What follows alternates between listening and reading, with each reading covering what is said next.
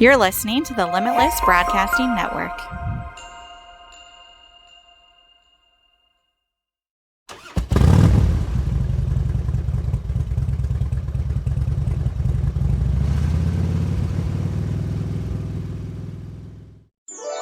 All it takes is faith and trust. Oh, and something I forgot. Dust.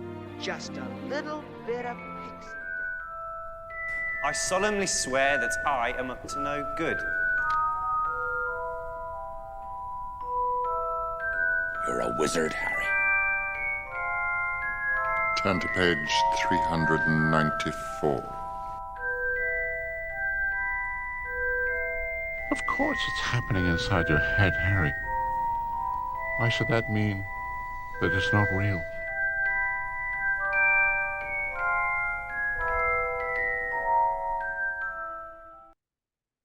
Welcome, Pixie Dusters. We're your favorite hosts. I'm Sammy.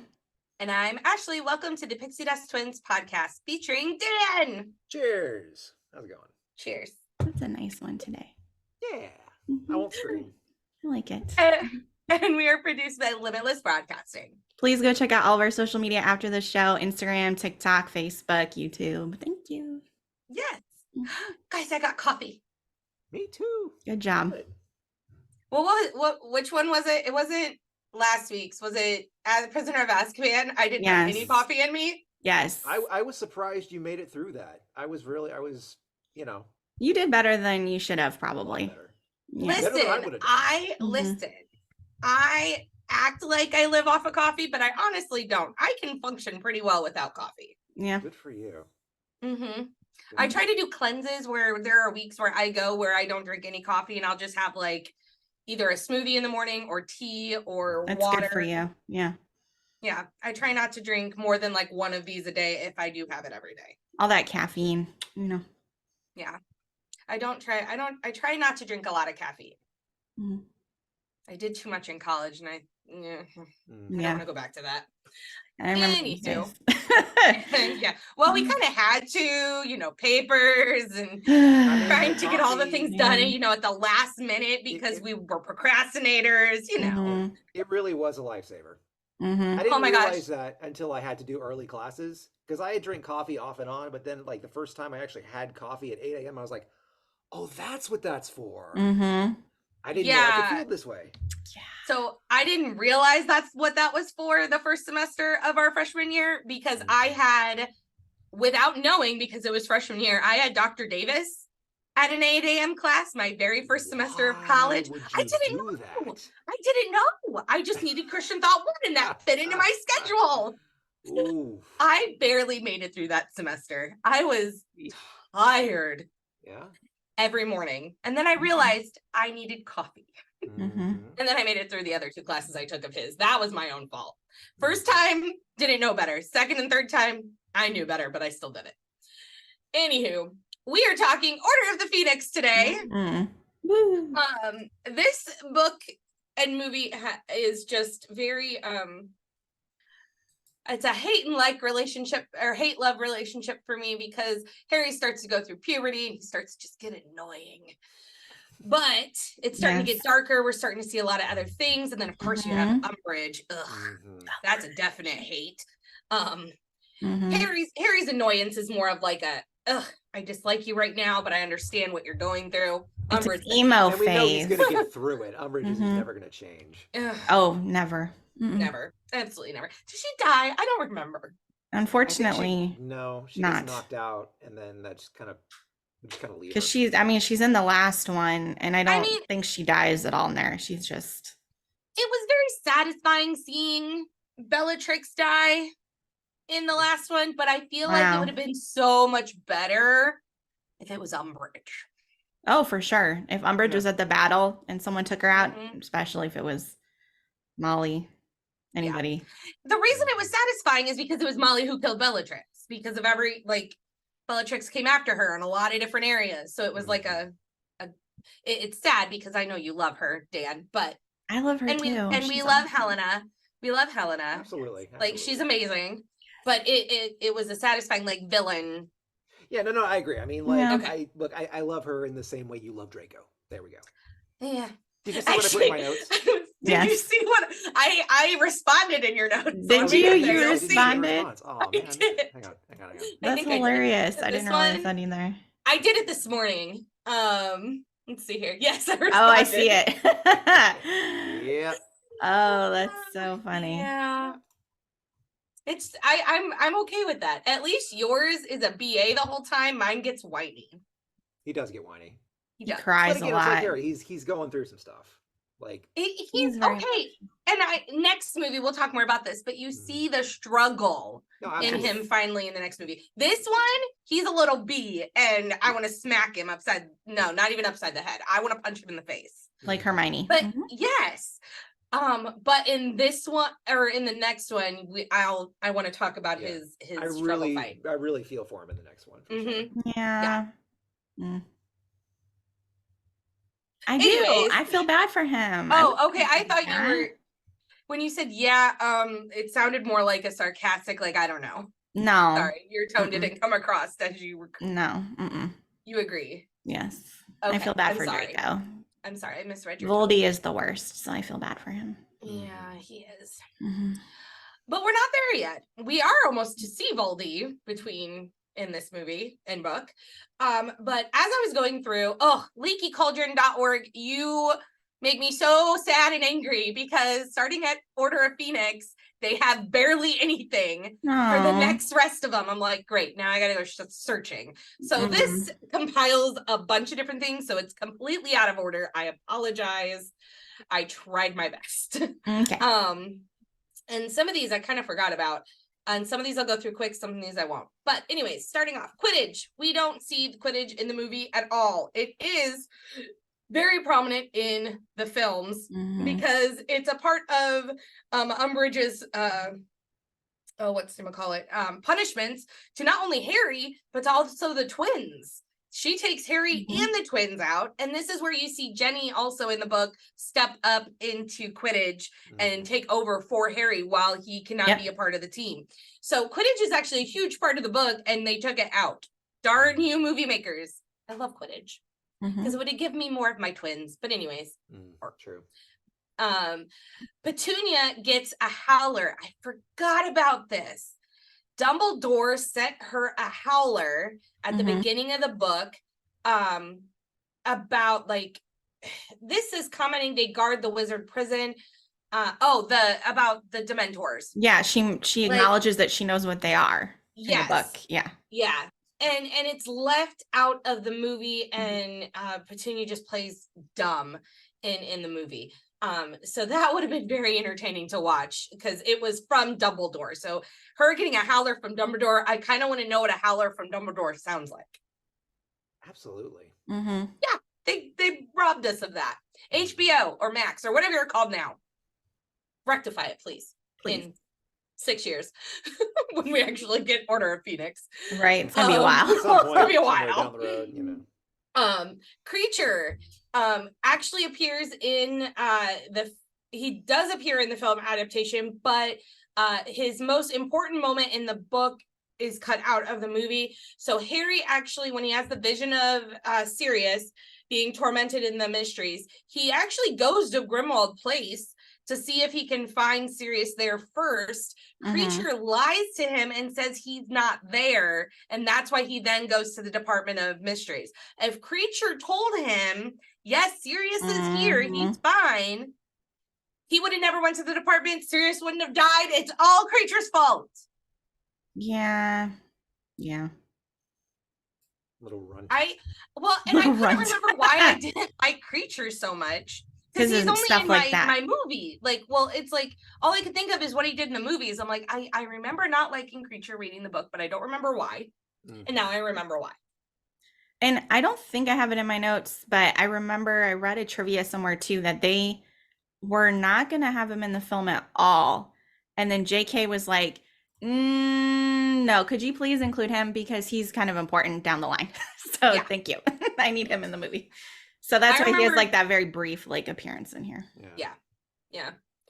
Arthur is actually sent to St. Mungo's Hospital for magical maladies and injuries after he's attacked by Nagini. Thank you. Nagini. That's what I was hearing in Voldemort's voice. None of the St. Mungo scenes from the books are included in the movies. Beyond Harry, Hermione, and the Weasleys visiting Arthur, book readers also get to see Neville visiting his parents. So I think this is a huge thing. I feel like in the movies, they just make it, like, I feel like they infer that his parents are actually dead. I don't remember anywhere in the movies him talking about them being at St. Mungo's. Like, all we know is they got tortured by Bellatrix. We know nothing else if you just watch the movies. When Bellatrix sees him, she does make a line where I think she says to him, "How are mom and dad," or "Mummy and daddy," or something, and then he says, Yeah, but "Better now that they're going to be avenged." So I think But that those implies lines- they're alive because she's just like, "How are they doing?" Like, because she knows they're messed up. yes, but somebody evil could also look at Harry and say, "How is mom and dad doing?" And Harry can say, "Better now that I'm going to avenge them." Like, you could say that and they still be dead because they're dead. Yeah. I think it can be taken multiple ways. I don't think they give us enough for us to realize in the movies that they're alive. But they are. They're at St. Mungo's. They've lost their minds. They're probably shells of themselves. It's probably like just the stare off. Yeah, I remember in the book, there's the whole scene is like Neville's mom brings him like little gum wrappers or candy wrappers, and he collects them. Like, that's what she does, and his grandmother's like, just throw that away, that's garbage, but he literally saves all of them from his mom. And it's just so sad. Yeah, it is. Poor Neville. Neville's just like bad luck Brian when it comes to this whole He franchise. really is. He really is. And Poor yet Neville. he still owns himself. That's what I still like out of him. So Yeah, he comes into it. Yeah. And then it says it's a heartbreaking moment that provides more context and insight into Neville's character, which yes, I agree. And then also this is when they see Gilderoy at St. Mungo's, which is a funny scene because he's just loopy and doesn't know who he is. So those were all cut out. Dolores Umbridge. In the book, she does sack Sybil, which makes me even more angry because Sybil's my favorite. But there's actually a replacement in the book. The Centaur Firenze, who saves Harry in the first movie from Voldemort in the forest, actually starts to teach divination in Trelawney's absence. I would love to sit in on a class about that. But Centaur, absolutely. I remember reading that scene in the book. Like, as soon as I read I copied and pasted this in my mind, like, it unlocked a core memory of, like, remember reading that chapter and being so confused because a centaur is teaching it, and it's like, what is he talking about? Right. Like, I remember everybody being confused, which makes sense. And actually, that's why the centaurs are really angry at the humans right now in this movie. In the book, it's or in the movie, someone, I think Hagrid says it's because we're taking their land. Actually, in the book, it's because Firenze is teaching divination and giving away their secrets. That's actually why they're angry. So that's just a little difference. Yeah. The Department of Mysteries. We didn't see a lot in the Department of Mysteries when they went into it in the film. One of the most memorable rooms that they went into was the brain room, where brains with tentacles attacked them and latched onto Ron and suffocated him, or started to suffocate him. Another notable room, I'm assuming Hermione saved him. I don't remember who saved him from that, but I'm assuming it's Hermione. Another notable room in the film was the time room, where they keep all the time turners. And then all the Ministry's time turners are destroyed when Harry and his friends fight the Death Eaters in the time room. So they actually fight in there, which probably is a good thing. We don't need any more like extended days. Thank you very much, Hermione Granger. And then Dumbledore's explanation of the prophecy is much more limited in the movie. It mainly focuses on neither can live while the other survives, part of the prophecy, and why Dumbledore shielded this truth from Harry. In the book, it's a lot more extensive. He explains the real reason that Harry has to stay with the Dursleys and he talks more about how he first heard the prophecy, and it gives you more context on how Neville is actually connected to the prophecy. Mhm. We don't really get a sense in the movies that there's any connection to the prophecy at all with Neville, but there is a huge connection. I don't remember the specifics, but I remember reading about that. Like, Well, Mhm. he and a lot Harry more were than just- born the same day. They have the same birthday, right? Yeah, same birthday. Yeah. So they have the same birthday. So in theory, because they were all part of the order and all of that, it could have really been either Could've been Neville either. or Harry, and Voldemort ultimately made it Harry. Gotcha. Yeah, he chose who it was going to be Mhm. his demise, pretty much. Yeah. But Neville does kill a Horcrux. Yeah. He kills the final Horcrux, which is like the most epic moment in the movie. Mhm. Yep. Like So I cool. said, he starts out as bad luck Brian, then he has his moments. He does. Well, and they even just Blows do it up. in his looks. Like he starts off very like book look, the big teeth, the Gangly, ears, yeah. all of it, and then by book 7, he is Mr. Hunk. He was like, Mhm. even like when I saw the reunion, like when he comes back, I'm Mhm. like, yeah, that Yeah, guy. he's Neville? actually That very was, like, attractive, man. Mhm. Calvin, like, what? Oh my God, that guy's Yes. like, definition of what's the term? Glow up. Definitely Yes. definition of that guy. Of That is him. Well, and they had to play his looks down in the movies, Yeah. I believe, with how they did the hair and some adding Right. of like the teeth Yeah, and stuff. I exactly. really think he Do a would have whole lot, you could still outshined. tell, like he was a handsome dude. He probably would have outshined all the boys in the movie if they did not Honestly, kind of yes. rough him up a little bit. Yes. Mhm. Mm-hmm. Yeah. Let's see here. During Care of Magical Creatures class, Hagrid tells the class about Thestrals, and actually it's Harry and Neville that are the only ones that can see Thestrals. In the movie, Luna shows Harry the animals, and Neville never acknowledges them, but it's actually Neville that can see them. Which I don't remember who died because his parents didn't die, so I don't remember what the explanation was of that. But just a little thing. Mhm. And actually later on in my notes, but I'm just going to say it now. So in the movie, all of them are writing their own individual Thestrals, but not everyone can actually see the Thestrals. So in the Yeah. book, they actually had to pair up with Neville, Luna, and Harry to ride the Thestrals. Like they had to be on the back with one of them because no one could see him but those 3. That's right. Doesn't he like they like see him floating, but like nobody else can see what he's Mhm. on? So it looks Yep. like he's like, okay, yeah, I do remember that. Yep. In the book, Harry witnesses the attack on Arthur, just like in the movie, but when he wakes up, Neville gets McGonagall, who then takes him and Ron to Dumbledore's office.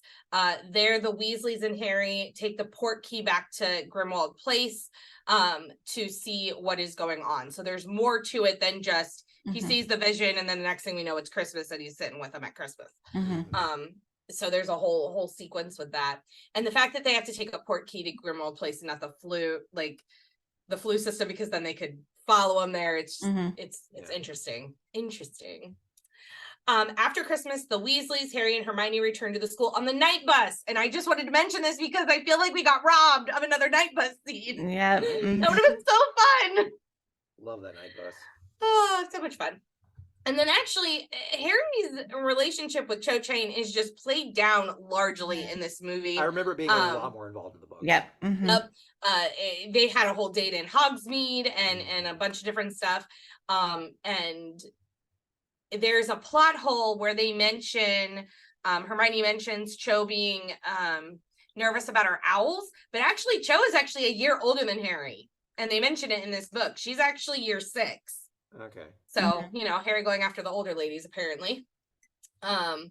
So there's some discrepancies with how they portrayed Cho in the movie, and also she is not the one that told on the Order of the Phoenix. It's another student called Marietta. And she is the one that tells, but they want to keep everything tight, and Marietta would just been another character to figure out how to introduce her. Yep. Let's see here. Dumbledore's escape is actually slightly different. He's aided by Kingsley, who alters. I don't remember what Marietta does in this scene. Because he alters. I remember the whole thing. So Go for it. Yeah. So Marietta had the sneak written across her face because the coins were cursed if you told Umbridge what was going on. So Umbridge is in the office and she's just like, oh, Marietta is going to tell you all about Dumbledore's army and what's going on. And basically at the end, Kingsley makes it so that she stops talking when Mhm. Umbridge is trying to ask her questions, and she's just like basically denying everything at that point. So he kind of alters it that way Gotcha. Thank yeah. you. to mess with Umbridge. So messes with the memories, and then Kingsley knocks everyone out in the room except for Harry and McGonagall. Mhm. And the famous line of "I disagree with Dumbledore on several points, but you can't deny he's got style" is actually said by Phineas Nigellus Black. Okay. I'd forgotten that too. A portrait, because Phineas Nigellus Black was the headmaster thousands of years, or hundreds of years ago, not thousands, hundreds of years ago, in the game I'm playing, Hogwarts Legacy. Oh, nice. Yeah. And he's important in the last is. book too, as the portrait. So Yep, he is an important portrait character. Umbridge does try to slip Veritaserum into Harry's drink and asks him to turn in Albus and Black. And that's when he learns that her fireplace is the only one not being watched. And then in the book, Fudge's Oars and Umbridge try to take Hagrid away. And as a result, Professor McGonagall gets hit by 4 stunning spells and gets taken to St. Mungo's. Another reason why we hate her, she goes after our favorite professor. Absolutely. Darn you. Let's see here. I already talked about that. Oh, so Bellatrix actually doesn't kill Sirius in the movie with a killing spell or the killing curse. She actually she hits him with another curse, and his body falls through the death chamber. Yep. So I'm wondering if in the book or in the movie they decided to use the killing curse, so maybe the younger kids understood. Yeah, it was more clear. We'd also see it in action too. Like, it would hit us in that place where we get somebody that we've already really been attached to. Yeah. I mean, Cedric was kind of that, but he was only there he wasn't that emotionally connected to Harry, you know? No, he wasn't. But like, if they just like hit him with a curse and he fell through a veil, we could have like thought, oh, maybe he's just in an etheric dimension, or he just got transported somewhere. Like, we need, like, if you didn't read the book, something had to be done to make sure we knew. I think in the book they explain more about what the veil is too, about how it's souls and everything, right? Okay, yeah, which they don't discuss. They explain a lot more in the books than they do in the movie. Right. Let's see here. Just a little thing. Sirius actually never calls Harry by the name James. It's only implied earlier that he says he sees Harry in the same way he sees James. Let's see here. In the book, Dumbledore uses the Fountain of Magical Brethren to protect Harry while dueling with Voldemort. And Fawkes takes the killing curse for him. I forgot about that. Makes me very sad. I mean, doesn't he comes back, right? Doesn't he? No, because he didn't die in the ashes, so he can't come back. No, he comes back, because I think in the next book they talk about how Fawkes flies away when Dumbledore dies because his friend is gone, I think, if I remember right. Because that's a book thing, not a movie thing. So I'm like struggling to remember back. I didn't see that in any of my notes for the book, so we'll have to be making that up between episodes. Okay, because I feel like I read that, but I don't. We'll figure it out. But yeah, so Bellatrix is trapped under the statue from a fountain until Voldemort dissipates with her. I don't know where that came from, but apparently Bellatrix was in there while the battle was going on. She doesn't disappear in the Flu Network like it does in the movie. Yeah, where she just gets out of there. She got trapped, probably by Dumbledore, and couldn't get away until Voldemort took her. Let's see here. In the book, Harry frees himself from Voldemort's possession due to his grief over his godfather's death, not because of the love of his friends. So it's actually grief was more powerful than the love in this piece. Well, grief is a type of love, so I could see that. Yeah. A lot more grim in that kind of worldview, but it's probably why they changed it, because they didn't want that much grim. They probably, I don't know if they were like trying to protect the younger viewers or what on that one. That's a very it feels like a very like English type of literature point of view. It's like that type of love, but it's a really like darker, more somber sort of approach. Yeah. You know, well, I mean, these books are supposed to be getting darker. That was the point. What's up? These books were supposed to be getting darker. That was the point. Yeah, no, exactly. Yeah. Let's see here. After Voldemort flees, Dumbledore. See, okay.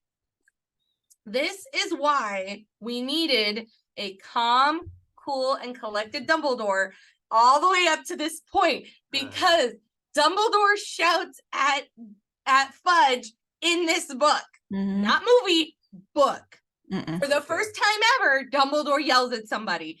And that's when you know, because Dumbledore's yelling, that something is seriously, seriously wrong. Right. True.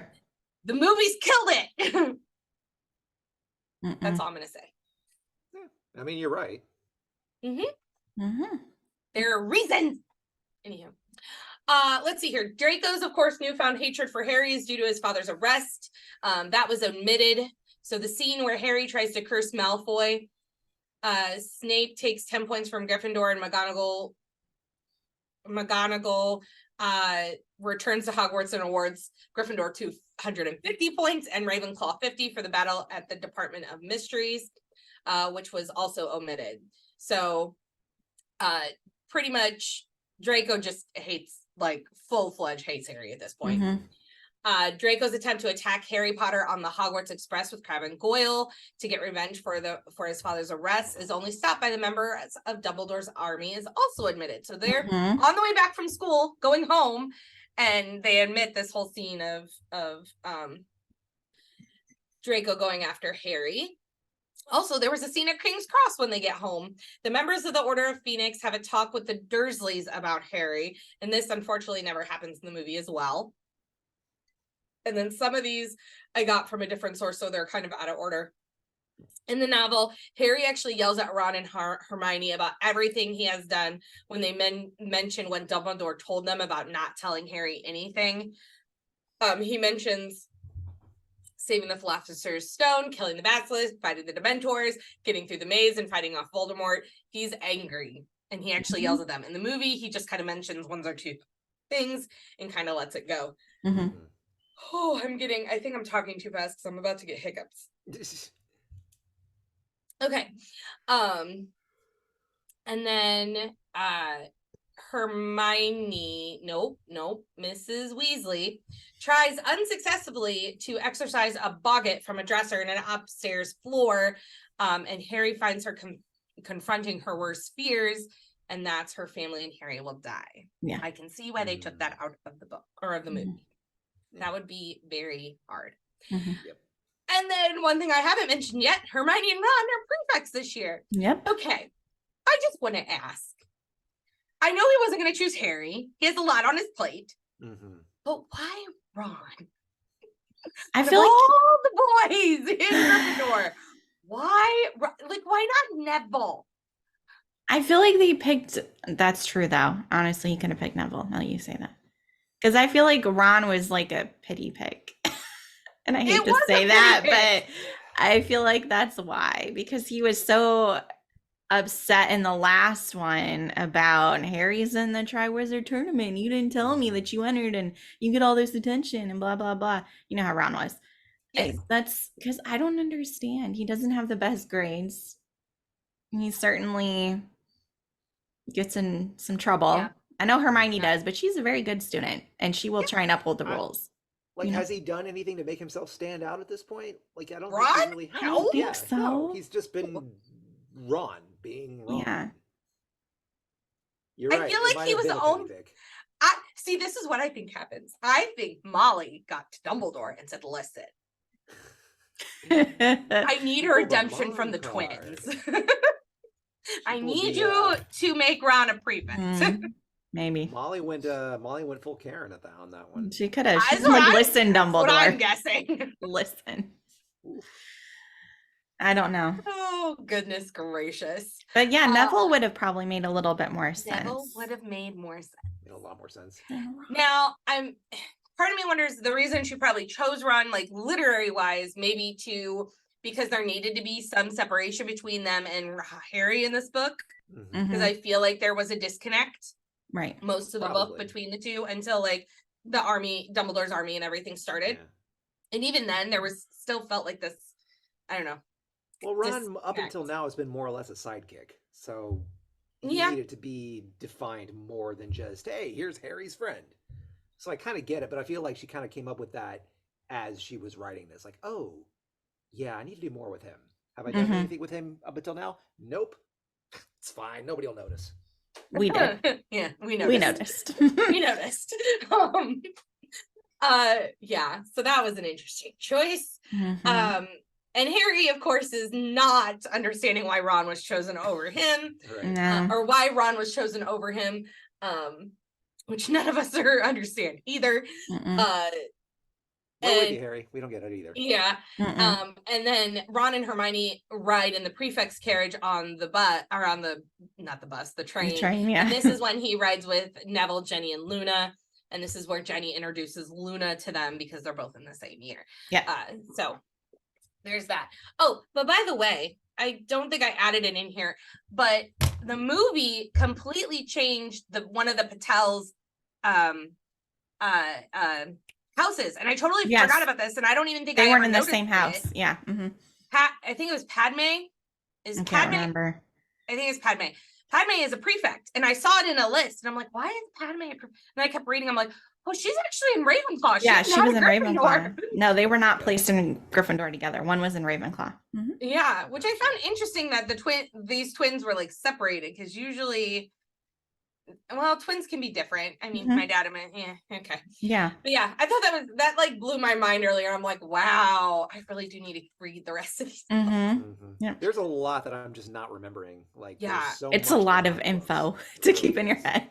Yeah. It's Well, as I'm I like don't doing remember any these, of this. I'm like, it's kind of familiar now. I'm like, okay, this seems Mhm. familiar, but I feel like I just need to read it to remember. Mhm. Yeah. Let's see Mind you, here. I only read them once, so. Technically, I only read them once too. Oh, really? This Really? is the first time I'm going through the second time. Wow. Yeah, I'm I more figured of you a had I reread read them, like, you several once. times. No, I'm more of a Interesting. I read you once and I need to move on to new books. This is Oh, why I have no. a Fair huge enough. collection of books, because after I read a series, I Makes put it on my sense. shelf and then I buy more books and I just keep reading. Yeah, Other no. things. Yeah, I kind of do the same thing. There is a few select that I go back interesting. and reread.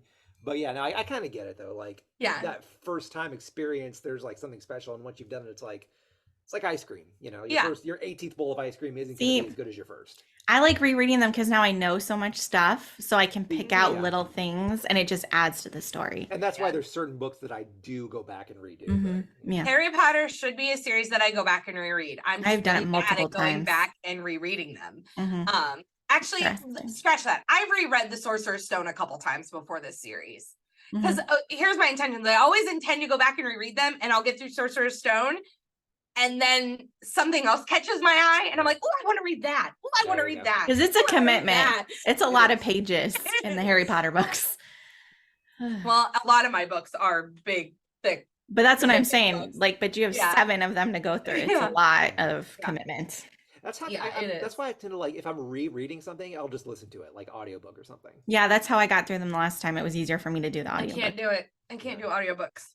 I got to be able to focus on what I'm hearing. And if I try to listen to an audiobook while I'm doing something else, I'm going to miss what I'm hearing in the book. Like, I have to visually see it when I'm reading. Mm-hmm. Interesting. But that's how I am. I'm a visual learner. Mm-hmm. So I'm okay with it. Where you guys might, I don't know what kind of learning styles you guys have, but it sounds like you might be more auditory. Like one of your strengths is auditory. Not the main one, but it could be like one of Yeah. your strengths on auditory learning. Yeah. It really depends. Like, I'm I actually am more of a not good with cross- auditory. Yeah. Like, I know anytime I've had like a job where I've had to learn like how to do something in a job, it's a cross between like visual and then hands-on. Like, I see I somebody agree. doing it and then I do it myself. That's how I learn better. As I far would as agree. I'm kind of that auditory way. goes, it's more of like if I'm just downloading information. That's like if I'm listening to a lecture or something, like I have to listen and then be doing something else. Yeah, I can't just sit. I'm can't the do exact that. same way. Like, I need to multitask. I am That's why I not able always to just sucked at sit. sitting in class. Mm-hmm. That's why you what?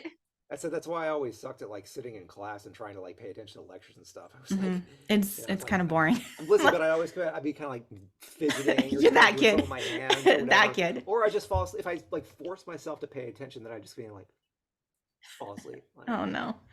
I've gotten better. It is a developed skill, but in my Mhm. younger days, Yeah. Well, like lectures, I would have to focus on what they're saying, because if I did anything else, I wouldn't hear them, and then I'd miss parts of the lecture, and I'd be like, "Oh shoot!" Especially in Davis's class. Dear Lord, if I missed anything in that class, I was screwed. Mhm. So usually I would have like my text. If we had like a textbook that I could open up, like Old Testament survey, and those had textbooks, I'd have my textbook out so I could visually see what they're talking about and hear it, and it would help.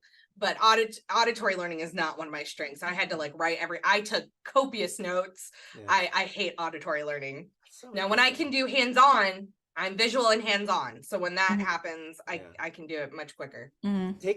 For me, taking down notes was always like the best way to remember stuff that doesn't matter. Like, I'm like, oh, that sounds good. Like, okay, I'm gonna take that note. Did I end up using that? Nope. I don't know. I'm so weird about notes. Like, okay, this sounds good. This sounds good. This sounds good. Is any of it relevant? Nope. That was me every time I took notes. I was like, I just wrote everything. I kind of did that too. I wrote everything. I would write everything and then clean it up. I'm gonna go through all this again. Yeah. Oh, that was my process. I would have pages of notes and I would reread through them. I would try to highlight whatever he like said multiple times over and over again, or any of my professors. I get you. Yeah. I took like computer notes. You kind of had to. Well, I took computer notes and we could draw on our screens and stuff because, you know, with our fancy computers. But then I would go back to my dorm room and I would rewrite it on paper too, so that I could like flip through it and find stuff too. Like I rewrote my notes probably 3 times to retain it. Well, it's proven that a lot of this, I know you're going to cut out, but it's proven that if you write your notes, you learn it and remember it better than typing your notes. If you type that's why your I did notes, it. You're not going to remember crap. That's why. That's why I never took my laptop to class. I always used like notebooks and stuff. I still have notebooks. Like I think, there are some in my notebooks from my English classes down there. Yeah, I saw some pharmacy get rid of ones. them. I got them too somewhere. Yeah. But anywho, going back to the book, because I'm not done. We're just through the plot section. Except one more thing about the plot. Quidditch season, we know, is removed entirely. But this is actually when Ron joins the team. He doesn't join in book 6. He joins in book 5. So when Harry, Fred, and George are removed, like I said, Jenny joins to replace Harry. Ron's there. You have everyone there. So that whole thing in book 6 or in movie 6, completely wrong. But anyways, misplaced characters or missing characters. We have a lot. The Dursleys, we don't see them in the movie. And the well, we do see them in the movie, but briefly, briefly. You know. There's a toffee scene that was left out. I don't remember the tongue toffee scene, but whatever. Oh, that sounds familiar. Rita Skeeter was complete. Oh, I remember that. No, I was gonna say, I think the Weasley, the kids, the twins give it to Big D, if I remember right. I think that's in this one. Interesting. It would have to be. Yeah, because he's greedy and fat, and Interesting. Yeah, okay. Rita Skeeter is completely removed from this film, which makes me sad because Hermione blackmails Rita in this book, and it's hilarious. But you know, what can they do? We already talked about her. Marietta Edgecombe was taken out. She was the one who actually revealed everything to Umbridge. Dobby was taken out of this film. He's actually the one to tell Harry about the room of requirement, not Neville. Neville ends up doing a lot of the stuff that Dobby does in this movie, except for Winky. I don't remember Winky, but apparently Winky would drink too much butterbeer. Yeah, Winky was from the Goblet of Fire. She was the house elf that got pinned for setting off the dark mark. Okay. And then she gets let go from the Crouches because they're like, oh, you're terrible, even though he knows she didn't really do it. And then Dumbledore takes her in, but she becomes a drunk. So. Yeah. Yep. And then we're actually introduced to Munungus Fletcher in this book because he was the one who was supposed to be watching Harry when the Dementors came to attack, and he was not there because he wasn't watching like he should have been. And then he's actually mentioned in the Goblet of Fire from the old crowd, the old Order of the Phoenix that fought against Voldemort. And he does rejoin the Order of Phoenix, but he continues to help himself by selling stolen goods. Sure does. So he actually has a bigger part in the books than in the movies. The book also mentions Madame Maxime, however you say her name, who joined Hagrid on the mission to recruit the Giants in the fight against Voldemort. And despite Hagrid and Maxime's best efforts, the Giants, of course, chose to fight with Voldemort and the Death Eaters. The storyline about Bill Weasley is left out. He actually moves back to England during this book, and he is And Charlie is actually recruiting foreign wizards to the Order. So both of their storylines are omitted. Mhm. And then after the kiss between Cho and Harry, I already talked about this. She actually is a year older than him. Yeah. Mhm. Yeah. Mm-hmm. So I can't remember why he breaks up with Cho, because she's not the one who gave the secrets. So I can't remember why they decided to split.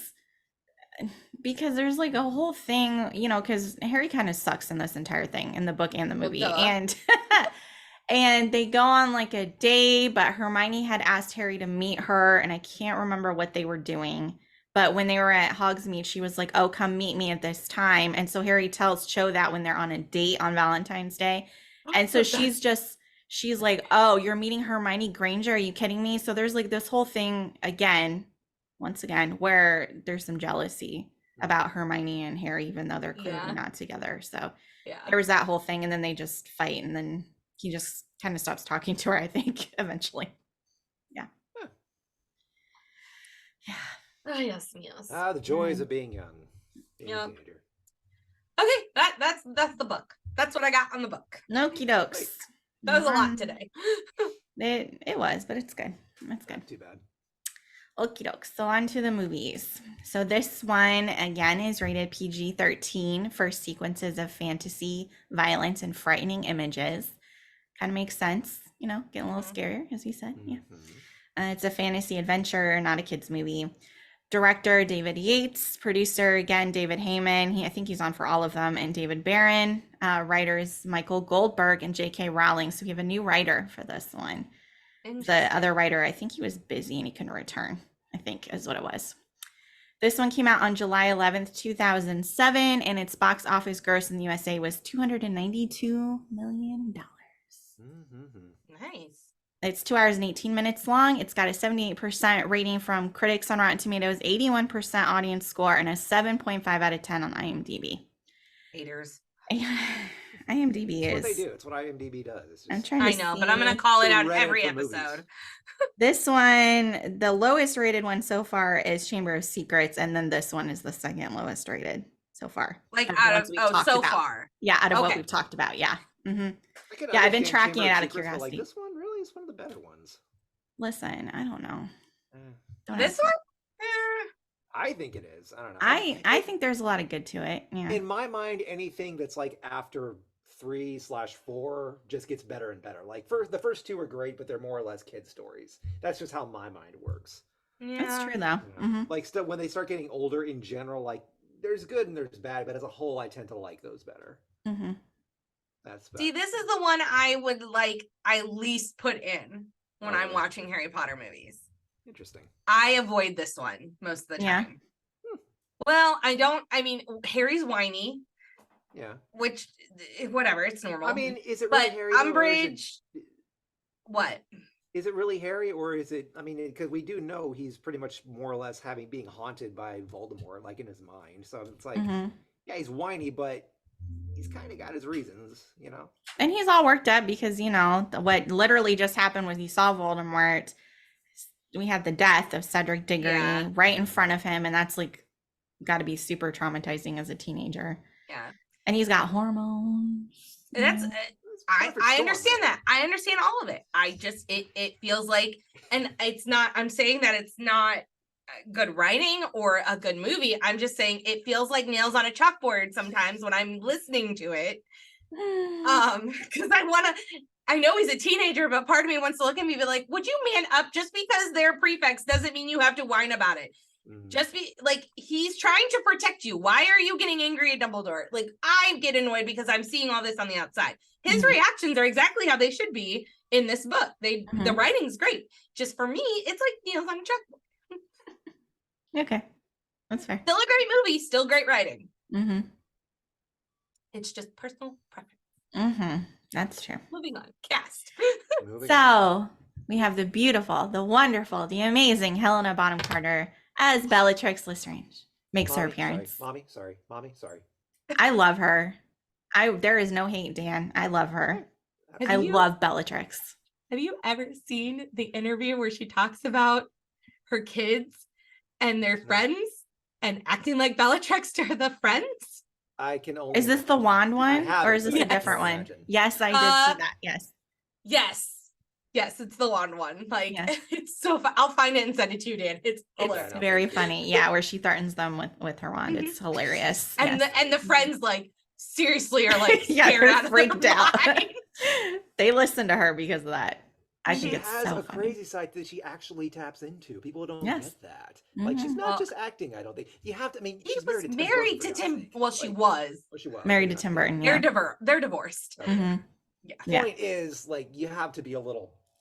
A little. sure. You gotta be a lot off. While you're For also sure. like, in love with Johnny Depp on screen as Tim Burton is. Always. They got a weird little trio thing going. Don't tell me they don't. They have really a weird do. little thing going. Really and truly. Not trying to kink shame, but Yes. whatever. It's Hollywood. It's a whole thing. Uh-huh. Everybody's into that. It's Oh, we accurate. talked about it. We had a whole episode. We had a whole month about Burton. Oh yeah. Yeah. Oh, nice. Mhm. Yeah. I don't think I was in on that. You weren't. I'm sorry. You weren't invited. That was I'm sorry. before you Yeah. like really started. We This is really pretty- brought this you is- in. Brought you in. Yeah. Mm. It's a BD before Dan. Yeah. That's the new designation for the podcast. BD. That was BD. I mean, Halloween. Tim Burton always comes up in our Halloween episodes, so He truly we'll probably does. talk about him then too. Honestly. There you go. Most likely. Yeah. Okay, so back to Harry Potter. So we have Imelda Staunton as Dolores Umbridge. She does a great job. Mhm. Still can't stand her when I see her in anything because all I can think of is Umbridge. Mhm. Yeah. We have Ivana Lynch as our Luna Lovegood. Love her, love her, love her. It's the best. Natalia Tena comes on as Nymphadora Tonks, who I know Dan also loves. Yep. Absolutely. And George Harris joins us as Kingsley Shacklebolt. And I know he's not in the movie as much, but I just think he's such a great character when he is in the movies and in the books. So I wish we could have had a little bit more Love Kingsley, but it's Kingsley. okay. It is what it is, Yeah. I mean, Okay. I mentioned him as one of my favorites, but I was watching the movie. I was like, man, he really wasn't in this at all. I No, really you liked him a lot gotta- more in the books. In the books, yeah, tie him into the books. Yeah, Yeah, I agree. it's great. So trivia. Although based on the longest book in the 7-book series, this is the second shortest movie in the film franchise. Feels right. Yeah. It goes pretty quickly. It does. I agree. It had the biggest first day gross of a Harry Potter movie. So there you go. And this movie was released 10 days before the final book of the Deathly Hallows. Gotcha. So much Harry Potter that month. Oh man. They wanted it's like, you know what? No, the final book's coming out. If we want them to see this movie, we got to release it before. Such hype. That would've been a Because good you know time that to do a opening Harry Potter weekend, film. everyone would have been like, we're reading Deathly Hallows, then we'll go see the movie. Sorry, I got something to do today. I got this big ass book to read. Yeah. So yeah. So big. So this is the final theatrical movie of Timothy Bateson, who's the voice of Creature, and I did not know that until I was looking at the didn't either. trivia. Yeah. Yeah. All of the interior Hogwarts scenes were filmed on studio sets, making this the first Harry Potter movie to not utilize any of Britain's castles and cathedrals for the filming locations. That's cool. This is understandable. The Department of Mysteries was the first completely computer-generated set used in the franchise because Yeah. building it would have been a bit expensive, and they said an estimated 15,000 crystal balls would have been needed. And it would have taken time to clean it, set it up between no. Well, You should not have built that. It's insane. And if Sad, they though, because didn't does film have it that sort of, right, like, yeah. Mhm, but if they didn't film it right, mhm. they would have had to use another 15,000 crystal balls again. Yeah. Like they would I have had to mean- get that breaking Oh, yeah. stunt right. Yeah, it makes a lot more sense in this case to do a CGI scene Yeah. No, I and agree. safer. Yeah. No. And I it's- can imagine how cost effective it. Like so much planning. But involved in that. it's the Department of Mysteries. It's okay if it looks a little wonky on set because it's Exactly. a mystery, in my Yeah. opinion. This is a case where I can understand. This is my film nerd brain kicking in. Like when Yeah. when I have that it's not so much visually, but like when I feel that I'm in a place that I know in my brain that this is not actually there. You know what I mean? Like that's just me being a anal. I'll get that too. Yeah. Can I'm gonna be honest. I didn't know it was CGI for the longest time. Oh, really? It didn't even look like CGI to me for the longest time. I took it as is. Yeah. Apparently, my brain doesn't go there. Yeah. I'm thinking about another scene. I think this might actually be in the second one. It is in the next movie where it's during a Quidditch match, or like Quidditch practice or something, where it's very obviously a green screen. I'm like, this just doesn't feel right. Yeah, some of the Quidditch things are a little hard for me to watch because it's so fake. Like especially when he was bouncing around on his broom in the first one. It was so CGI'd, yes. I understand a lot of these later ones were really on a time crunch, so they didn't have the time to really put the effort into it. Still bothers me. You're allowed I can understand. Harry, this is my thing. Yeah, I can understand. No, you're good. Yeah. So Helen McCrory was originally cast as Bellatrix, but due to her pregnancy, she had to be replaced by Miss Bonham Carter. And according to her, the insurance wouldn't cover pregnant witches. However, McCrory was later invited back, and she played Narcissa Malfoy, so we will see her in the next one, who is Bellatrix's sister. So there you go.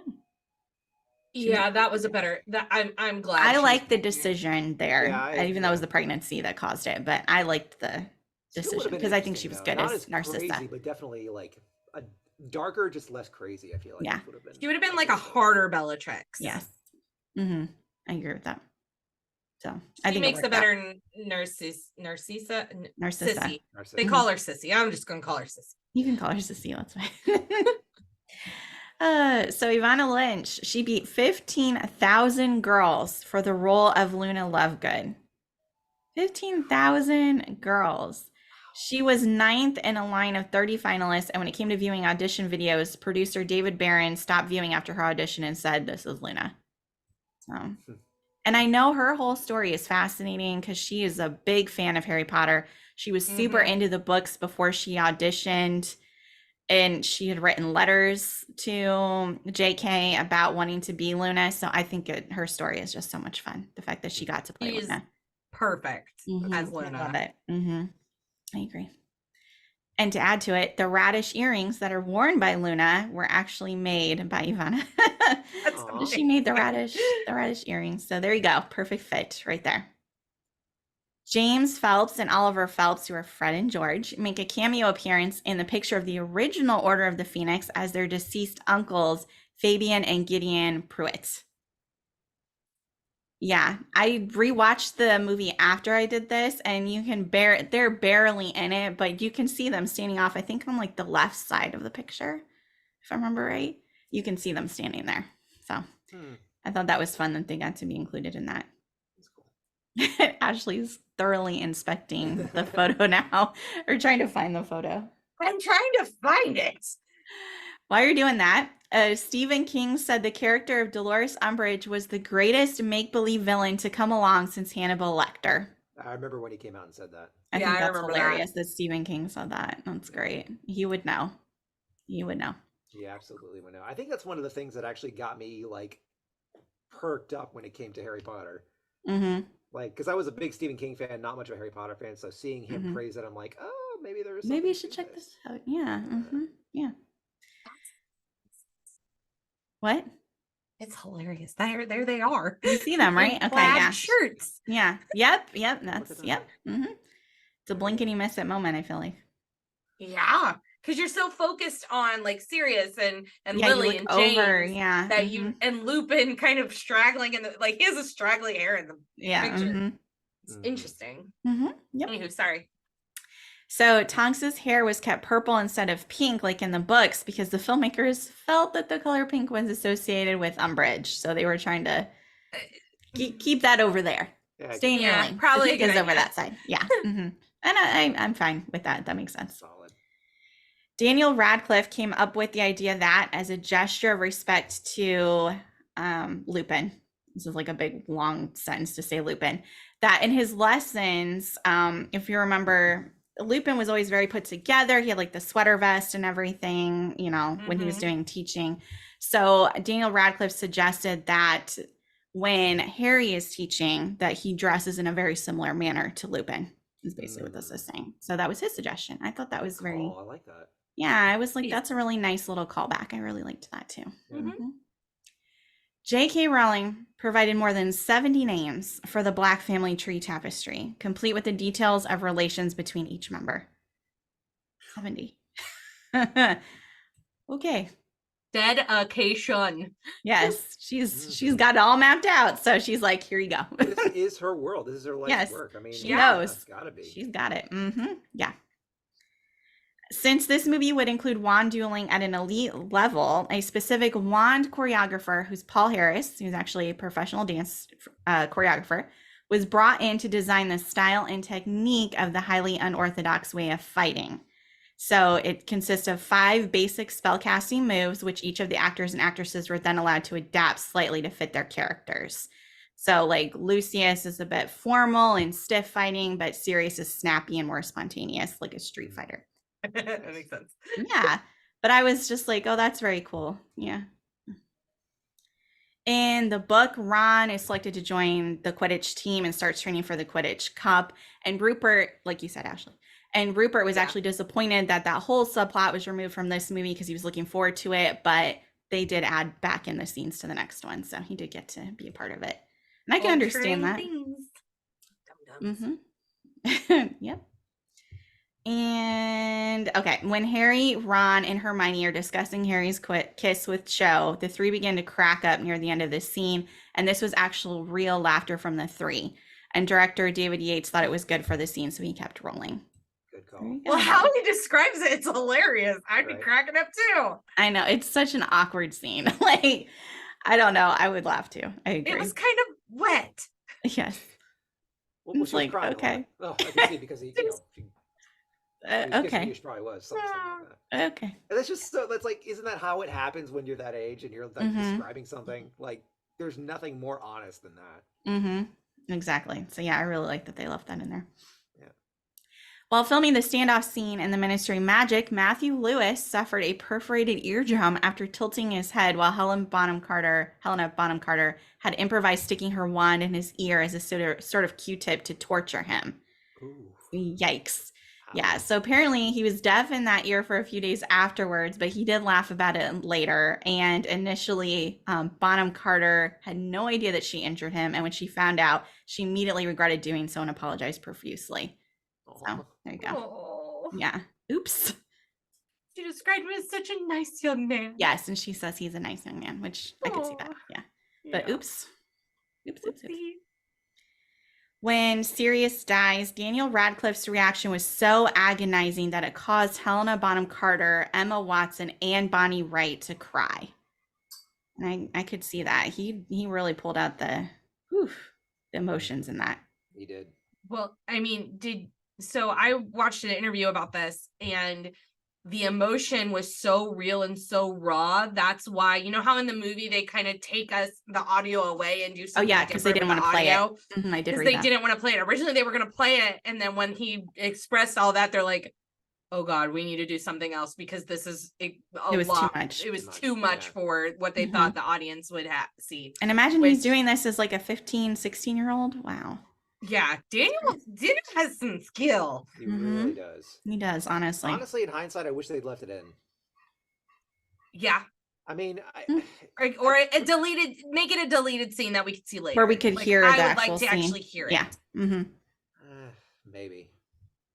The only thing is I already cry at that scene. Yeah. I would probably be bawling my eyes out if we actually heard it. Yeah, but it is very sad. Him do it is just, I could feel, even just seeing it, I could almost hear it in my head just from seeing him scream. Yeah. Maybe that's just me. I mean, in hindsight, I feel like a lot of these movies tended to skimp out on like big emotional impacts when it came, like stuff like that, you know, just in order to placate like mass audiences and stuff. I don't know. Maybe that's just me. But if you think about it, there might be kids I was just going to say probably for kids. And these younger kids are not going to understand that kind of emotion. And they had to do something to make sure that they're not going to traumatize the younger generations that are watching this. I suppose. They got to learn sometime, man. They got to learn sometime. You want them to learn at like 10? Really? Did you at 10 years old? Could you do that? When I was 4? Come on. What? Okay, we'll talk about that after the podcast. Then maybe not right now. I don't feel like this is a father good. when I was 4. I saw Luke get his hand cut off when I was 4. I watched The Land Before Okay, Time before yeah. I was 5. I saw Oh, The The Lion Land King when I was 7. Okay, that's our You- generation. you- Our generation can deal with this. We're talking like the kids that are younger than us. They'll Once- be fine. They'll be fine. They don't watch that kind of stuff. Do you They'll be- see the crap they give them? It is fluffy nonsense. Exactly. They don't know and what that's emotion why, is. Exactly. That's why you have to learn them young. We did, and we're fine. Kind Mhm. of. Okay, I'm glad you We're put it here. kind Kind of. We're here, I'm gonna we're definitely go okay. with the kind I'm of, just saying, yes. Like, don't the more you spoon feed people, the less prepared they're gonna be. That's They were spoon. If they were gonna spoon feed them. Pussies. Sorry, I need more coffee. Food If they were gonna spoon feed them Get in the this words out. scene, they would have taken it out. They would have had him downplay it more. All they did was change the audio. We still see the pain in his face. Yeah. Maybe I'm just so corroded that I just want to feel the pain. I just want to feel something. You know? Dan, do you not feel? It's I have to put effort into it sometimes. Okay. I'm getting Oh, better. boy. I'm getting better, you know. Okay. I feel like we turned a dark corner. Maybe we Here should we keep go. going. Come down to my alley. You don't want to see what's going on down here. You live in Nocturne, don't you? Oh, for sure. I mean, you know, Borgen and Burke's is your home. what's the I'm not familiar with that. Borgen and Burke's, the That's shop, the main store. the down main in store on Nocturne Alley. Okay. Where Like he the sees the hand of glory skulls and the skulls. And... yes. Mhm. Yes, okay. Yes, yes. I mean, I don't remember the details of the names and stuff, but The shop from the second movie, okay, where Harry yeah. gets thrown out It's, of a you know, fireplace. It's probably good that I don't actually live in this world, to be perfectly honest. Like, I really, I might actually be a villain. Uh-oh. Got a Death I Eater. could see that. I wouldn't You be a got a Death Death Eater. Eater. I wouldn't be a Death Eater because they're all a whole new level of insufferable. That's I like would- They're that's very a cult. annoying. Dan doesn't do cults. I don't. No, I do- agree. I do cold, but only when it really serves me. Like I Cults. would be CULTS. No, I was gonna see, say, would wait, be you do cults when it's No, see. He's I the would- cult leader, then maybe. There we go. Maybe. See, I'm actually afraid that I probably would have been a very good cult leader if I really wanted to.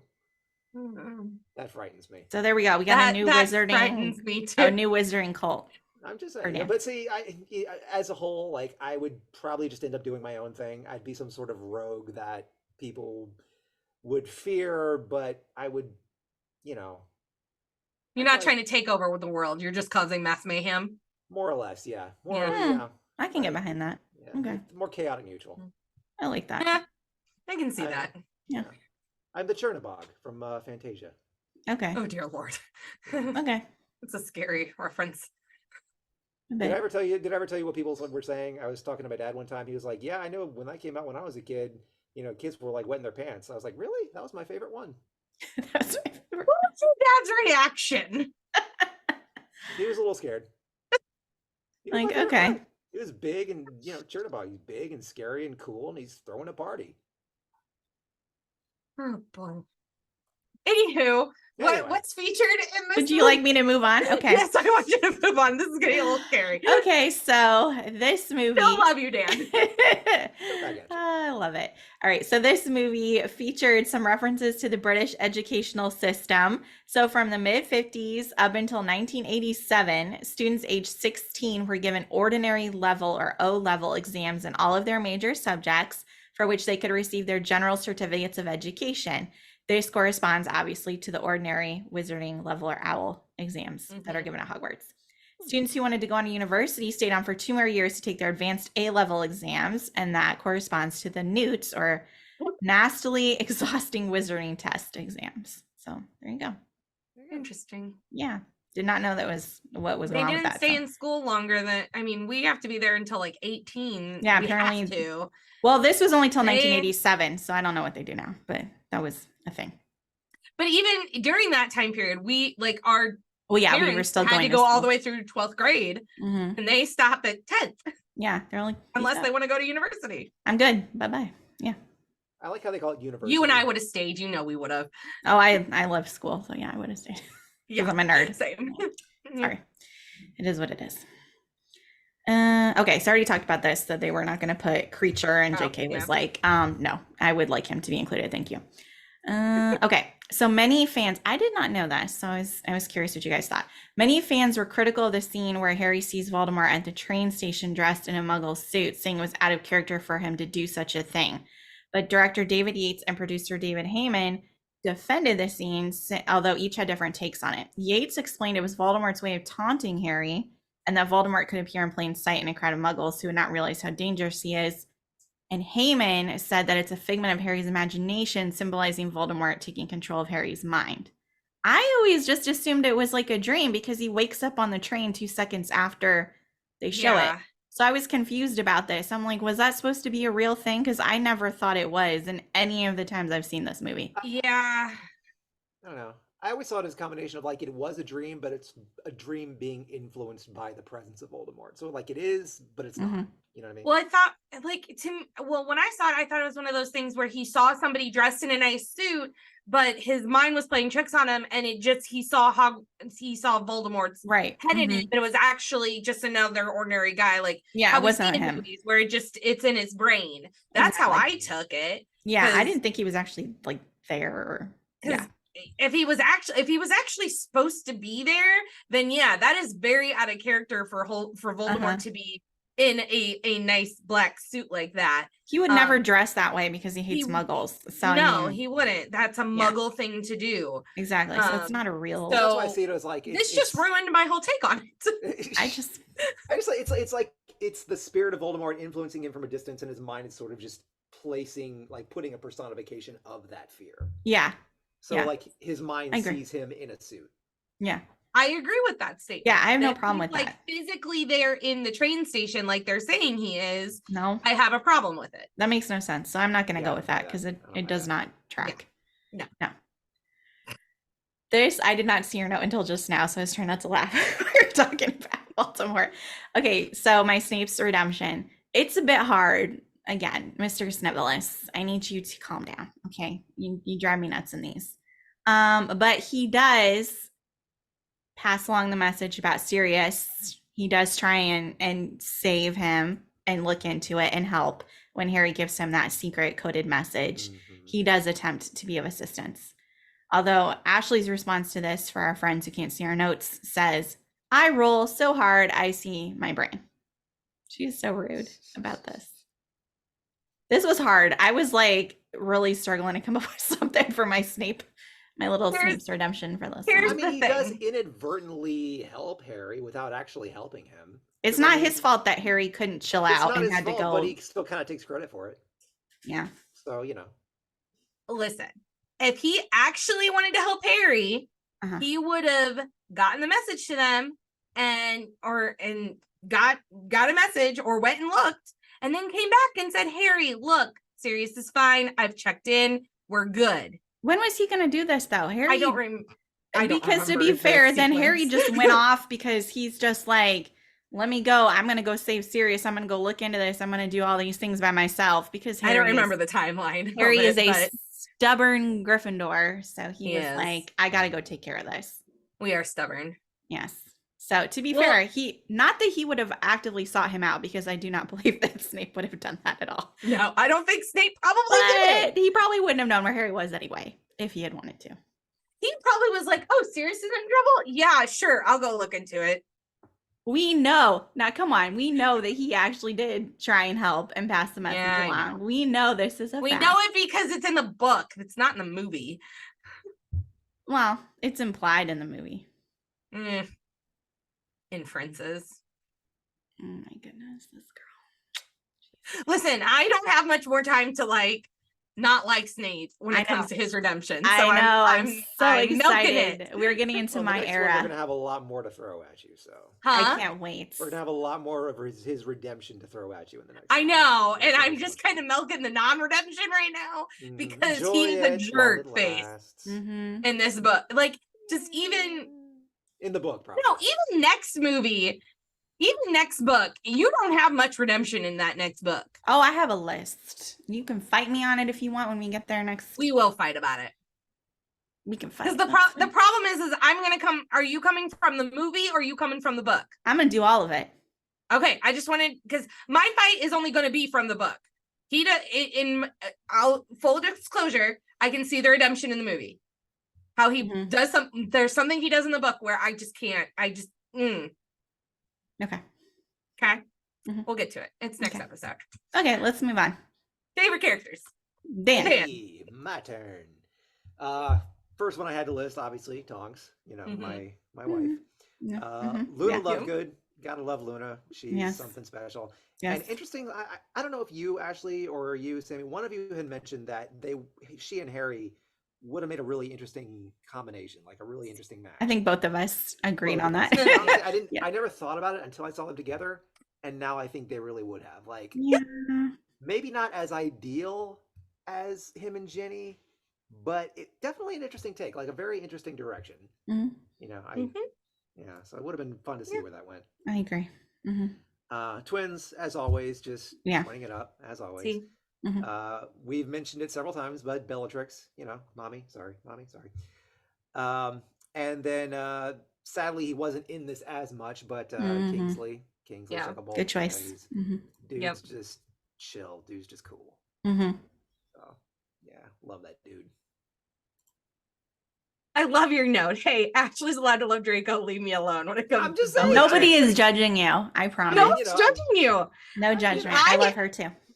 I don't think anybody would judge you for loving Bellatrix. Listen, I'm getting judged for Draco. Listen, Dan. You judged me for treating Moaning Myrtle like a bro. Okay, Moaning Myrtle is different. It's Moaning Myrtle.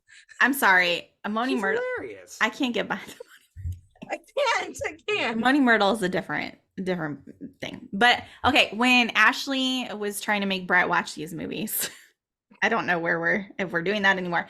But no, we're not. We stopped at 4. You got to 4, and I remember you said this when we were, I think, at like, I don't know, Disney or Harry Potter World or whatever. I don't remember where we were, but she said they stopped at 4, and I literally turned to Brett and I said, "No, please watch 5 because of Bellatrix." So I'm with you. Literally, I tried to get him to watch it with me last night, and he wouldn't do it. Please tell him Bellatrix is amazing. We honestly, if he's gotten to 4, he's not into it. We only have 4. He's not, but he's not into it. That's the thing. Like he's just, it's not his thing. Like next time we come to Florida, if we come just for a vacation, if we don't end up moving down there, he's like, I understand you love Harry Potter. I'll go if you want me to go, but honestly, you and Sammy should just go to Harry Potter together, and I'll find something to do. I'm like, okay. Well, there's plenty of stuff at Universal. It's not Harry Potter, so. Well, he wouldn't come into Universal. No, he wouldn't come into Universal. He thought he wanted to do the roller coasters, and then he kind of got there and looked around. And he's like, I don't know if I really want to do these anymore. I'm like, okay. He's not a roller coaster person. Oh no, he loves roller coasters. He likes Cedar Point all year round. But I think he's starting to feel I think he looked at it and wondered what was going to hurt when he got off the coaster. It's like, I'm not 22 anymore. No, his birthday's Monday, and he's turning 38. 38. Yeah. Wow. Yeah. There it is. Yeah. Approaching middle age. Yeah. For me, of course, I had Tonks. I had Luna. Dobby in the book. I love Dobby in the book. I love Friends in the book. Twins. I mean, what they did to Umbridge was glorious. So truly, so perfect, so glorious. So this was my problem. So when I read the books, I didn't have a fascination with the twins when I first read the books. It really was the movies that made me have this like love for them and have a new appreciation for them. And as even though Draco is my husband and I love him, more so Tom than Draco, but valid. As each movie came along, I started my shift in who I was crushing on changed. So I probably by this point am more crushing on the twins than I am Draco. Oh, for sure. There's this huge shift where I'm like, I would marry one of the twins. I think Sammy, you and I would talk about that and be like, you take one, I take the other, we'll be good. Yes. The beauty of twins is more to go around. Yeah. And they are just adorable outside of the movies too. Like I watch them on I follow them on Instagram. And I think I've mentioned this before, but I'm like, when they finally get married, they're gonna have to have like a duplex because I don't know how their wives are gonna separate them. Right? Yeah. No. Yeah. And then Lupin, of course, when he's with Tonks, they kind of rush their relationship, and I think it's more in the next movie that it's out of order. It's really weird. It's really sad because you don't get to see like their development and how it works really well, like how they work really well. And like Tonks is just so patient and is like, nothing you do is gonna scare me, and he's like, but I'm a werewolf. That's literally Lupin.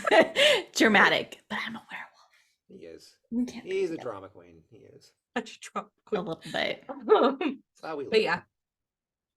I think we all had the same people. We did. I didn't even write down the twins because I knew they were going to be mentioned already. So obviously I love the twins. Like put the twins in there for all of us. Yeah, exactly. Yeah. Luna, obviously. Everybody loves Luna. Bellatrix. I'm on the same train. Love Bellatrix. So happy we finally got introduced to her. And I like Lupin. Obviously with Tonks, it's great. But I liked Lupin because when Harry gets to the Order of the Phoenix the first time, just the way Lupin handles Harry and talks to him about what's going on and what's happened.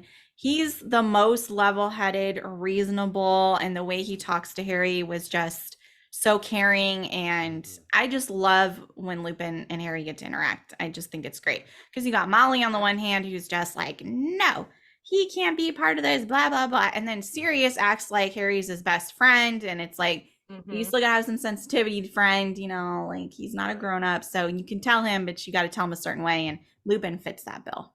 Yeah. It's like you've had so many of these people in Harry's life stepping into the role of, you know, what he would have had with his parents. Yep. Yeah, it's really great to see. Well, and this is the movie where I start to get annoyed with Molly, because from a literary standpoint, when I'm looking into like how Harry's developing, I know Molly being a mom is very realistic, but it's like knowing the breakdown on how a young adult hero in books has to go through certain things. Molly is trying to break it and take him out of the formula, and I'm like, Molly, stop it. He has to be able to go out on his own. He has to leave you guys. Stop trying to like pull him back. Like, this is not going to work. Literary wise, that's where my brain goes. And it just makes me angry because I kind of want to look at Molly and be like, you're not his mom. He can make this. He is 15. He can make the decisions he wants to make at this point. He already knows what's going on. He already defeated Voldemort. If he hadn't gone through everything he's gone through up to this point, I would say, yeah, we need to protect him a little bit. But he's already gone through a whole lot of crap. Probably some sort of rite of passage, though. I mean, he needs to go through a phase where he has an overprotective mom. Well, that overprotective mom was starting to tick me off. And honestly, I didn't have love again for Molly until the 7th. Yeah. Scenes. There's literally no scenes I could add because you guys took them all. Well, that's what happens when you do it last. I knew most people were going to take the same one. Like, we were all kind of getting. I know. I was trying to like skim what you had already put in, Dan, and then I was just like, I don't want to take all of them, but sorry, Ashley. Yeah. Ditto to Sammy and Dan. I left out a few good quotes, so I was. I know. I was trying to be. Because I was like, I know that some of the ones I like are definitely going to be in other people's lists, so I wasn't worried about it. Right. Yeah. All right. So favorite scenes. Escaping the Dursleys. That's probably my favorite version of escaping the Dursleys. Like with their fly on the brooms, like flying, like and it's nighttime. Oh, like I was watching. Oh my gosh. It's that feeling of like you are doing something you're not supposed to be doing with people you're not supposed to be with in a place you're not supposed to be. And there's not one person in this universe can stop you. Yep. Love that feeling. That's like the best dream you ever had, you know? So there's that. Reuniting with Sirius, you know, when Nate sees him and just hugs him. Such a great scene. Tonks literally making faces, changing her face at the dinner table. Yes. Like, so much fun. Meeting Luna, because she's Luna. Seeing those dark, what are those horses? Thestrals. Yeah. Thestrals. TH. I have it written down. I probably spelled it wrong in mine. I just call them dark horses because dark horse, I think of the Katy Perry song. Okay. But yeah, So that's pretty great. The training scene in Secret where Harry actually kind of takes charge, that scene where, we've lost so much control and now we're taking back that agency, taking back that control. Yeah. And the school is 100% on your side. Mm-hmm. So it's very, very empowering scene. The Harry and Cho kiss, that's I don't know if it's something we've actually been building to. It's just in the movies anyway, because it's really sort of been kind of a side plot, but we have kind of felt that tension a little bit. So I guess it's nice to see. It's very, very teenage, very angsty, very high school. And it's sweet. It's a sweet little scene.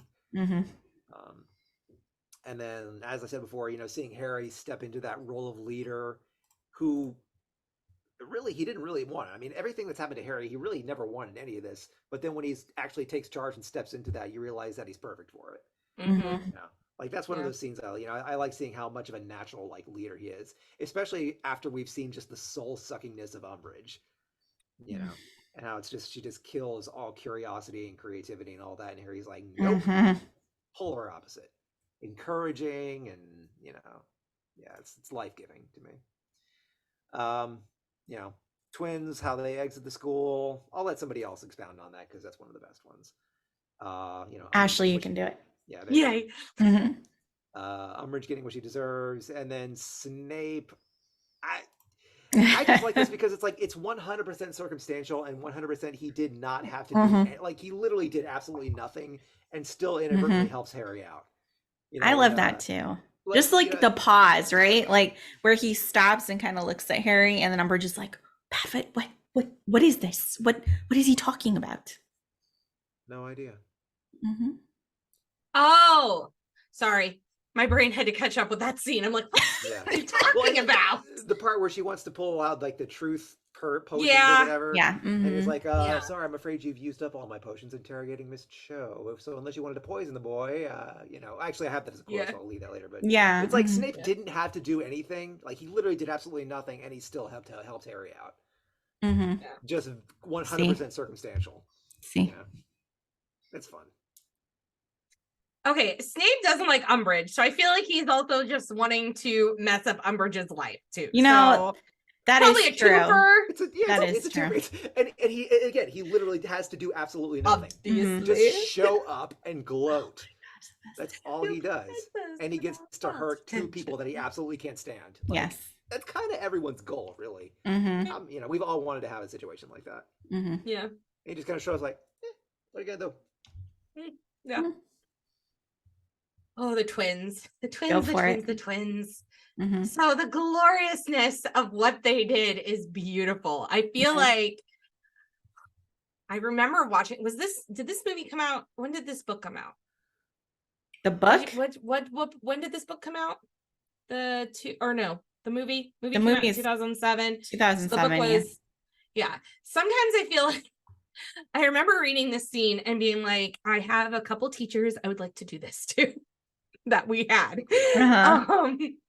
But so if you guys don't remember, they're taking their owls, which I'm curious if they ever finished their owls because this happened during the owls. But there was gloriousness of fireworks everywhere. And when the fireworks took out all of the rules and amendments that she did, it was the most satisfying scene. Yes. So good. Apart from the fact that of the centaurs taking her away, and we were hoping kill her, it didn't happen, but we were hopeful. But it was just so satisfying. And then the dragon swooping in after her, I don't know how they were able to do that, but swooping in after her, and the fire, and them just taking off the brooms. I'm like, that is a Weasley twin way to go. They didn't graduate, they didn't they're practically dropouts. But I mean, it's the twins. If they already know they're on the low totem pole of their family, they might as well go out with a bang and own it, man. They own it so much. And it was beautiful. It was absolutely beautiful. My favorite scene of the whole movie. It was epic. I love it. It was so great. Yeah. Okay. So I love the whole bit with Umbridge interrogating all of the professors, even though she's terrible, but just watching it, could you give me one teensy Like, oh my gosh. Yeah. I feel so bad for Trelawney, but it's just played so well. And then, of course, there's that epic one with Snape. I have the quote, so we'll be going over the quote here in a It's minute. the only way he could have but responded. yes, The one that's memed and used Yeah. it's because it's ever since this day. hilarious.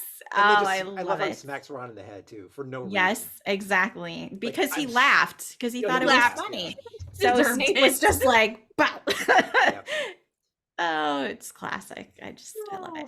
Fun. We're gonna talk about the twins. I liked the little scene with Luna when she's bonding with Harry when they're feeding the Thestrals. I thought that was nice, even though it wasn't a book thing. But in the movie, it was a nice thing to see. And she wasn't wearing shoes, so you got that weird feeling again from her. But it was so nice her talking about her mom and bonding with them. So I just like that little scene.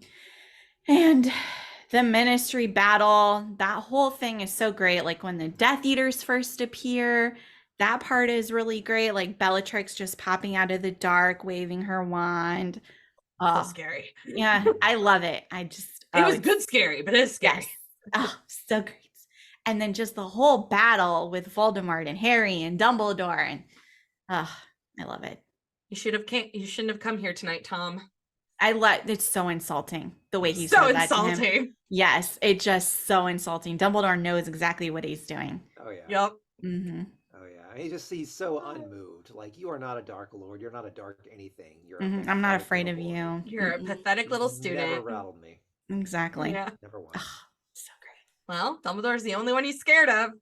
Yeah, And we know he tries to act like it's not, but He should have been scared of Harry. Mm-hmm. Harry acts like he has nothing to lose, even though he has a Mhm. lot to lose. But he Yeah. acts like he has nothing to lose, and that's the scariest type of person at all to go up against. not sure. Yeah. Dan, your favorite lines? All Mhm. right, favorite lines. The very beginning. Just because you're allowed to use magic now does not mean you need to whip your wands out at everything. It's so funny. Love it. Love it. I love the And twins. just being the twins. Mm-hmm. And then I forgot to put the first part, but Kingsley, like, you may not like him, but he can't deny Dumbledore's got style. Mm-hmm. Sure Mhm. does. Absolutely, he does. Mm-hmm.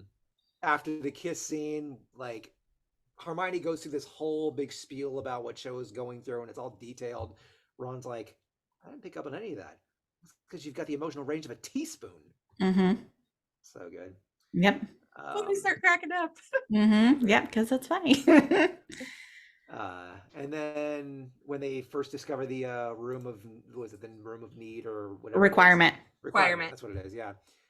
It's almost like the school wants us to fight back. It's like what I was saying before. That Mhm. empowering thing. This is sort of a combination of both. I just thought it was funny because the chancellor, whatever his name is, the Fudge. Fudge, yeah. Mm-hmm. Like, it's literally just a contradiction in the very beginning when he's, just this judgy, cold-hearted, he's not back. Yeah, he's He's so denial. mad. Yes. Right. For denial. It's pure denial. It's pure fear. Pure denial. Yep. And then in the end, it's literally the opposite. It's like he's back. He's No not back. kidding. He's Yeah. back. Like, all right, dude. All right, Duh. dude. Been Good Every thing busy. you're figuring- Every time I watch that scene, I physically out loud say, no dip. Right, Exactly. right. I'm just like, really? Uh-huh. Okay, Fudge. Yeah. So, and then Snape, I mentioned this before, but this is the quote I wanted to use. It's unless you wish to poison the Potter, I assure you, I would have had the greatest of sympathies. I cannot help you. Mm-hmm. Yeah. Uh, Mm-hmm. Too funny. Yeah, and then this last quote, I sort of debated putting in there just because it's who I'm quoting, but I decided to add it because I actually really like it because it completely defines this person's character, and that's from Umbridge. Mm-hmm. When she just full on admits it. She goes, I really hate children. It's it's pretty funny It's just, though. you know what? That is those 6 words in Mhm. the entirety of us knowing her are the only honest words that she has ever uttered. Yep. It's like all that fakeness, all that manipulation, Mhm. all that, that stretched forced smile, that's Mhm. gone. And we actually see her for what she is. Mm-hmm. This vile, malignant little troll, little gremlin who just gets off on sadism and spite. Mm-hmm. Mhm. And it's like, It's like, I'm not saying I like that you're being pure. I just like that you're revealing you for what you are, so I know exactly what I'm fighting. Like, I dig that. Mm-hmm. I dig that. Yeah. And really, just it's not so much. It's not so much like the evil thing she's doing and the evil person she is, but it's how much power she has. Mm-hmm. You know. Mhm. So really, the best way of satisfying that revenge is to strip her of that power. Mm-hmm. So Yeah. there we go. So I didn't put my quotes in there, but I don't see any Luna Lovegood quotes in any of you guys' stuff, and I love her Mm-hmm. stuff. So I'm gonna share a couple. Yes. So there was a point where she says, "I've interrupted a deep thought, haven't I? I can see it growing smaller in your eyes." I just love it. Like, how is she? And I can't say it like she does. She Mhm. cocks her head and she has this airy voice, which I Mhm. cannot do. It's just, she's great. I sleepwalk, you see. Yeah. Mhm. I sleepwalk, you see. That's why I wear shoes to bed. Mm-hmm. My mom always says things we lose have a way of coming back to us in the end, if not always in the way we expect. Remember when we look up and we see her And there's shoes the finally shoes. hanging? Mhm. Mm-hmm. Let's see here. Oh, and this was before she lost her shoes. This was in the forest when they're feeding the Thestrals. All my shoes have mysteriously disappeared. I suspect the Nargles are behind it. And that's when Harry says, when the mistletoe. Yes. Mistletoe. And Harry's like, it's probably the Nargles. Nargles? What are those? What are I have nargles? no idea. Nobody knows. Nobody knows. And one of my favorite lines, "You're just as sane as I am." I do love that. I love that line. And there's that And whole all of us bit. are like, ah. And when Hermione introduces her and it's the most awkward thing ever. Oh my god. This is Looney. And then she just And sits there Luna. for a moment and you're like, Luna Lovegood. Luna Lovegood. It's so funny. Poor Hermione. She tried. Yeah, she did. Okay. Sammy. So we have on the scene I was just talking about where Miss Umbridge is interviewing Severus and she says, "You applied first for the Defense Against the Dark Arts post. Is that correct?" And I can't do it because Snape is just so epic, but yes. And then she says, "But you were unsuccessful?" And the way he replies, "Obviously." Oh, I will never get tired of watching that. I will never get tired of it. It's the best scene. It's the best thing ever. And just Alan Rickman, it's the best thing ever. I will never get tired of it. I think it's his best delivered lines ever in this It's series. so epic. That's why everybody loves it, I swear. And then when Snape invades Harry's memories and he sees when Harry goes and hugs Sirius and just the way he says, "I may vomit." I'm just like, you don't have to be that rude, Snape, but I love it. Just the sarcasm. Just the sarcasm, for no reason. Yeah. And during the battle scene at the Ministry, when Harry is being invaded by Voldemort, it's just so powerful. When Harry says to Voldemort, "You're the weak one, and you'll never know love or friendship. And I feel sorry for you." And then, Voldemort leaves, and then he comes up to him face to face and says, "You're a fool, Harry Potter, and you will lose everything." Knowing the irony, no, he won't. No. But yeah, I love that little bit between them. And the trial, when Harry is in trouble for doing his magic because of the Dementors that showed up and attacked him and his cousin. I just love when Dumbledore just pops out of nowhere. And first of all, when he says, "Witness for the defense, Albus Percival Wulfric Brian Dumbledore." Such a freaking long name. I just love it. And then he how pauses. Yeah, in between Wulfric. each. Albus Percival Wulfric Brian Dumbledore. I don't know where the Brian came It's from. like there's no reason to pause for that, and yet it warrants a pause. It does. This is so random. Albus makes Percival no and sense. Wulfric. Albus Brian. In the Wizarding World. Brian. Brian. It's like he doesn't like that part of his middle name. Right. I gotta throw this one in there. Yeah, my mom gave it to me. Whatever. It's fine. Exactly. It's so funny. I don't know why JK did that, but it's hilarious to me. Right. Yeah, I love it. Because the book Dumbledore is just so what's the word I want to use? Random. He's eccentric. Eccentric. Thank you. That's what I'm looking for. And that's Brian is not eccentric. No, Not at all. Astonishingly ordinary name. Yep. So after he introduces himself, then Fudge says, "Oh, Albus, I see you got our notice about the time change of the hearing." And in typical Dumbledore fashion, "I must have missed it, but by happy mistake, I arrived at the ministry 3 hours early." Love it. That line. I just love it. So good. It's great. Okay, and can we talk about, we didn't talk about it through any of this movie, how much Dumbledore separated himself from Harry in this book. Makes Like, everything so much worse. I want to know why in Dumbledore's weird, planned, plotted out mind, that was a good idea. Like, Dumbledore in the movie, he says he thought if he separated himself from Harry, Voldemort would be less tempted to get into Harry's mind. But Dumbledore, who is Voldemort actually after? Who is Voldemort wanting to kill? Harry. He's trying to kill Harry. Yeah. If anything, he's going to go into Harry. Like, you open the floor for him to invade Harry through this whole book because you separated yourself from him. Dumbledore, you made a tactical error. Yes. Yeah, I didn't really think that went through. I agree. He did not. No. And then he knows Harry, like, literally hates Snape. And I know Snape is the best at trying to, you know, teach him to close your mind and whatever. But, bro. Dumbledore should have been the one to do it. Yeah, exactly. I'm sorry. But they are not going to get along. This is not going to work. No, it's just not going to work. It didn't work. Because there is no way it would have. Just find somebody else. Okay? And Lupin's probably pretty good at it. Just somebody. But honestly, I don't know if that could even ever become a skill that Harry has. I don't think so, because he never does master it. No, I don't think he could master it. And like, with the I don't think that's Horcrux? something... I Yeah, mean, there's that. Really? I mean, could he really do it after? Probably not. Exactly. He probably really couldn't actually completely block him out anyway. So. Yeah. And it's kind of odd to me that Voldemort didn't realize that Harry was a Horcrux. Like, that he left a piece of him in there, because he was literally in his brain messing with him. How did he not notice this? This is a plot hole that I want to ask JK about. Well, I thought at some point Dumbledore does reference that he thought it was a possibility, but he was never sure. Voldemort. Oh, Voldemort. Because Voldemort's an idiot. Voldemort. I got you. I don't know.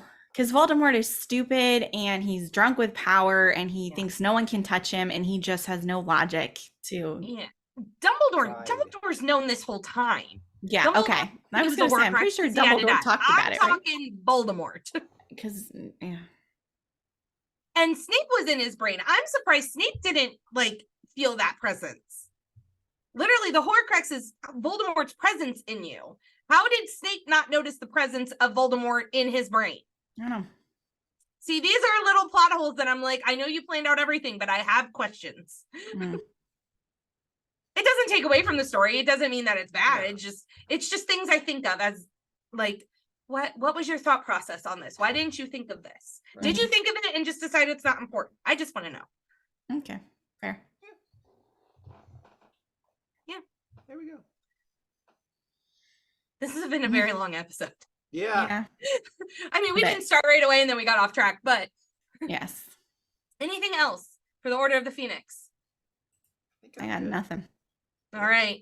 Covered it. Pixie Dusters, thank you for joining us for Order of the Phoenix. Next week we will be going into the Deathly Hallows. No, we're not. Half-Blood Prince. Half-Blood Prince. Skipped a movie, but okay. A little bit. We will be talking Harry Potter and the Half-Blooded Prince, which is, you know, I'm going to hear so many things about Snape next movie or next episode. So I need another cup of coffee for that. Okay. Bye, Pixie Dusters. Bye-bye. See you next week. Later.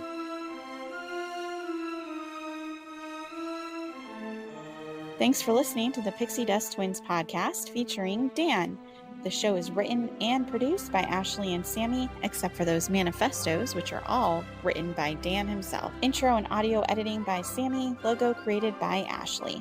This show is produced as part of the Limitless Broadcasting Network. Make sure you check out all of our other shows and have a magical day.